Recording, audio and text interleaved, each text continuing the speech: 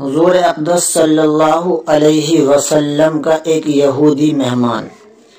ایک مرتبہ نبی پاک صلی اللہ علیہ وسلم کے پاس ایک یہودی آیا۔ آپ صلی اللہ علیہ وسلم نے بکری کا دودھ نکالا اور اس کو پیش کر دیا۔ یہودی سارا دودھ پی گیا۔ حضور علیہ السلام فاقے سے رہے اور ایسے ہی سو گئے۔ اس یہودی نے جان بوجھ کر بستر ناپاک کر دیا، غلاظت کر دی، یعنی پیشاب پاخانہ بستر میں کر دیا، اور صبح ہوتے ہی اٹھ کر گھر سے نکل گیا۔ راستے میں خیال آیا کہ میں اپنی تلوار اسی کوٹھڑی میں چھوڑ آیا ہوں جہاں میں سویا ہوا تھا۔ واپس ہوتا ہے تو دیکھتا ہے تو نبی پاک صلی اللہ علیہ وسلم اپنے دست مبارک سے بستر کو صاف کر رہے ہیں جس کو اس یہودی نے گندا کر دیا تھا، ناپاک کر دیا تھا۔ صحابہ عرض کر رہے ہیں کہ اللہ کے رسول ہم اس کو دھو دیتے ہیں۔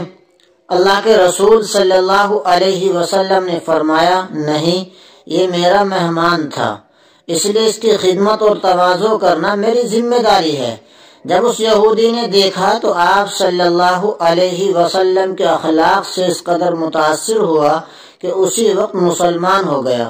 تو حضور صلی اللہ علیہ وسلم کی سیرت، آپ کا طریقہ دوسروں کے لیے بھی نمونہ ہے۔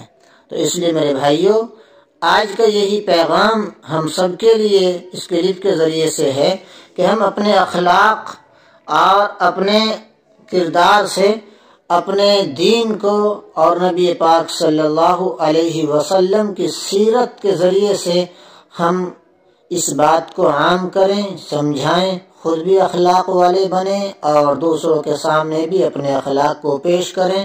انشاءاللہ اس سے نفع ہوگا۔ آج کا یہی پیغام آپ کی خدمت میں پیش کیا گیا ہے۔